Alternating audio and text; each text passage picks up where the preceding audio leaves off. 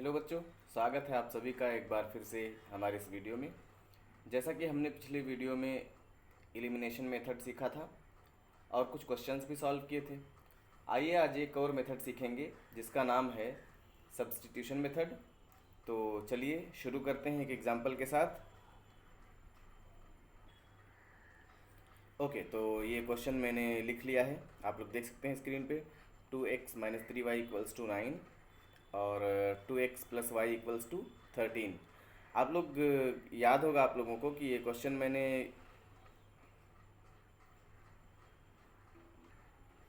Okay, तो जैसा कि आप लोग देख सकते हैं ये क्वेश्चन मैंने लिखा है। ये प्रैक्टिस सेट 1.1 का ही क्वेश्चन है।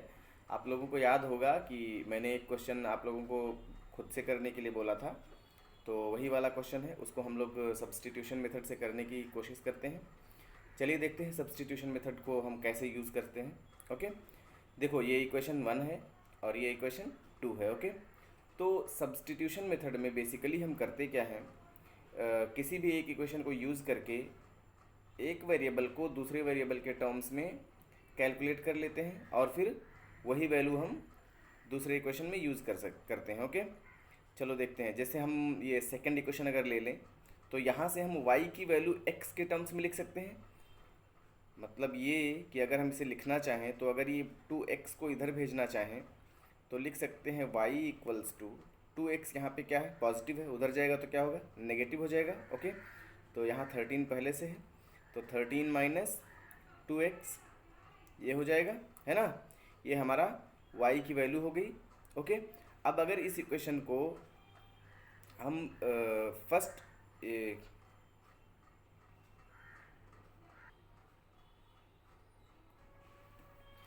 ओके, तो ये इक्वेशन हमने लिख लिया है। ओके, तो आप देख सकते हैं कि ये क्वेश्चन मैंने लिख लिया है। जैसा कि आप लोगों को पता है कि मैंने 1.1 का ये वाला क्वेश्चन स्किप कर दिया था। मैंने बोला था आपको खुद से करने के लिए, है ना, क्वेश्चन 2 का थर्ड पार्ट। तो वही क्वेश्चन मैंने लिखा है और उसको हम लोग सब्स्टिट्यूशन मेथड से करने की कोशिश करते हैं। आइए देखते हैं ये कैसे होगा। तो बेसिकली सब्स्टिट्यूशन मेथड में हम क्या करते हैं कि ये जो आपका कोई भी एक इक्वेशन आप यूज़ कर सकते हैं, इसमें आपको किसी एक वेरिएबल को दूसरे वेरिएबल के टर्म्स में लिखना होता है और फिर वही वैल्यू हम क्या करते हैं, दूसरे वाले इक्वेशन में यूज़ करते हैं। ओके, इसको देखिए कैसे करेंगे। अगर ये सेकंड इक्वेशन हम लोग लेते हैं तो यहाँ पे लिखेंगे फ्रॉम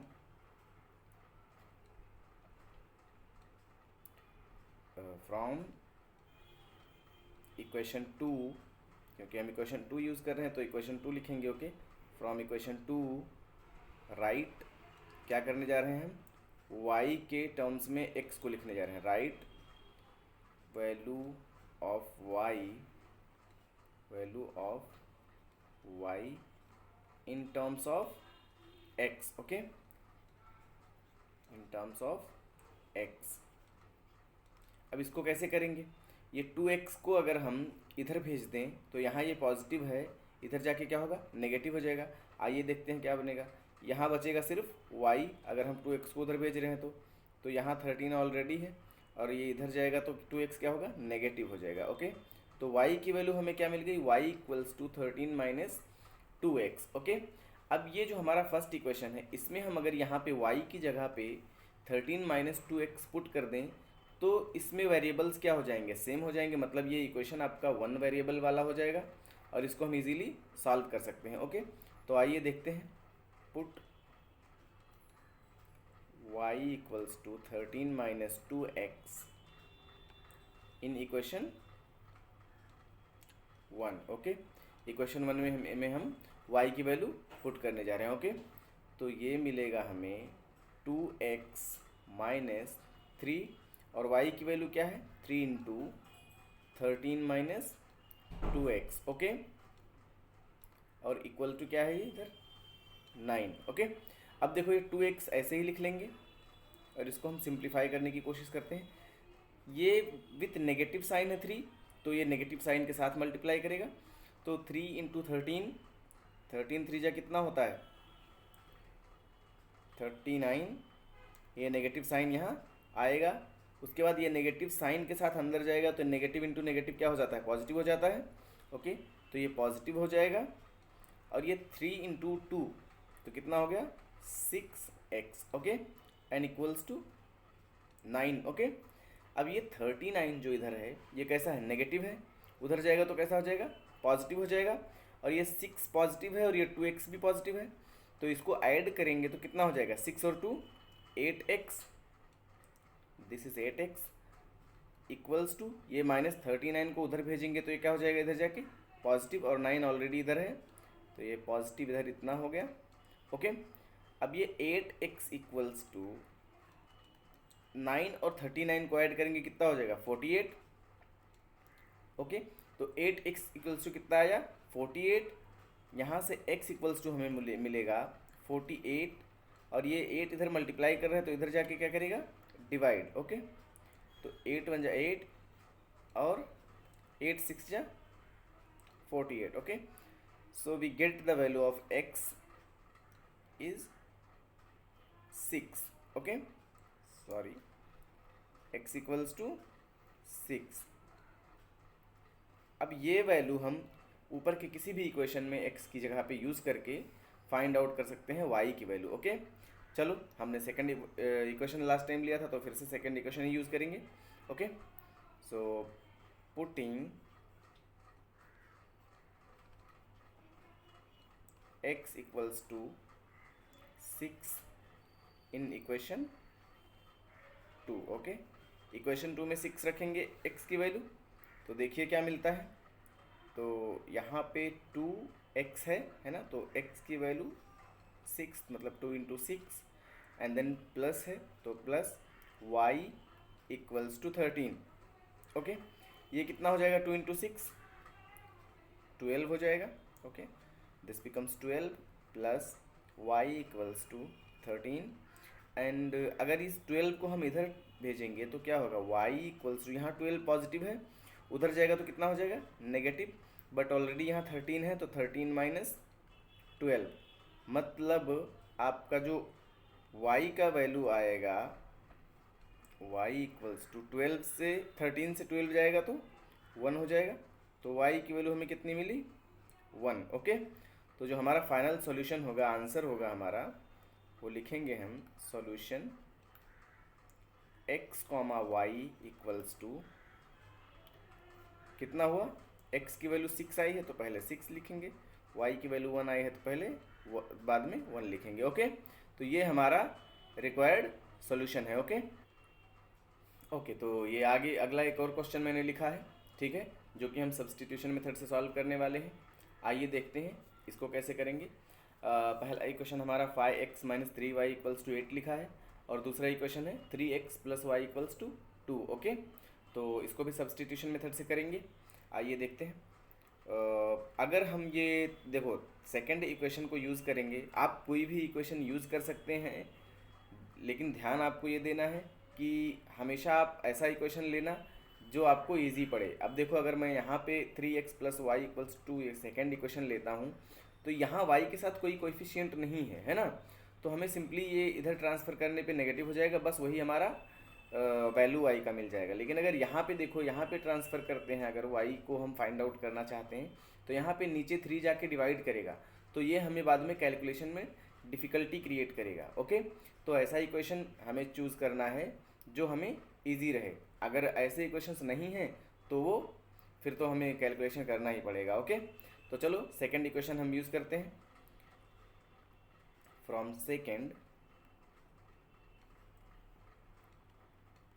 इक्वेशन से हम लोग लिखेंगे y इक्वल्स टू, देखो यहाँ पे ये कितना है 2 ऑलरेडी है ना, और 3x को इधर भेजेंगे तो नेगेटिव हो जाएगा, ओके। कोई प्रॉब्लम? अब आगे देखो इसको कैसे करेंगे। ये y की वैल्यू हमें मिल गई, अब यही वैल्यू हमें पुट करना है किसमें, इक्वेशन 1 में, ओके। तो put y equals to 2 minus 3x in equation 1, okay. अब इक्वेशन 1 में ये वैल्यू जब हम पुट करेंगे तो 5 ये 5x है, 5x माइनस 3 और ये 2 minus 3x, okay, equals to 8। Okay, अब देखो इसको हम सिंप्लीफाई करने की कोशिश करेंगे। सिंप्लीफिकेशन में आपको मल्टीप्लाई करना है सिंपली, है ना। ये नेगेटिव है तो ये नेगेटिव हो जाएगा इसके साथ, तो 3 इंटू 2 दैट इज 6, -6। और ये नेगेटिव इंटू नेगेटिव पॉजिटिव हो जाएगा। ओके, तो 3 3 ज़ा 9, तो प्लस 9x। आपको साइन का हमेशा ध्यान रखना है वरना आपका क्वेश्चन रॉन्ग हो जाएगा। ओके, अब देखो यहाँ पे सिंपली 8 है तो हम ये ऐसे 8 लिख लेंगे। अब अगर ये 5x देखो और ये 9x देखो, दोनों पॉजिटिव हैं तो दोनों को हम ऐड कर सकते हैं इजीली। तो 9 और 5 कितना होता है 14x, और ये -6 है, इसको ऐसे ही लिख देंगे इक्वल्स टू 8। अब इस -6 को अगर हमें ये राइट हैंड साइड पे भेजना हो तो इधर जाएगा तो क्या होगा, ये नेगेटिव है इधर तो इधर पॉजिटिव हो जाएगा। So 14x equals to 8n + 6। Okay, and this becomes 14x equals to 14, 8 and 6 becomes 14। okay, so 14x equals to 14। okay, अब अगर ये 14x को हम 14 को उधर ट्रांसफ़र करेंगे तो यहाँ मल्टीप्लाई कर रहा है, उधर जाके क्या करेगा, डिवाइड करेगा। So x equals to 14 divided by 14। Okay, और जब हम किसी नंबर को उसी नंबर से डिवाइड करते हैं तो वैल्यू क्या आती है 1। ओके, तो हमें x की वैल्यू क्या मिली 1। ओके, यहाँ से हमें x की वैल्यू 1 मिल गई। अब इसी वैल्यू को हमें किसी भी एक इक्वेशन में यूज़ करना है, चाहे सेकंड में यूज़ कर लो चाहे फर्स्ट में, इट्स अप टू यू। तो हम फिर से अपने कन्वीनियंस के हिसाब से जो हमें इजी लगेगा वो इक्वेशन में यूज़ करेंगे। तो हम सेकंड इक्वेशन में यूज़ कर रहे हैं, मतलब x की वैल्यू आई है 1, तो put x equals to 1 in equation 2। Okay, क्योंकि हमें इक्वेशन 2 से इक्वेट करना आसान है।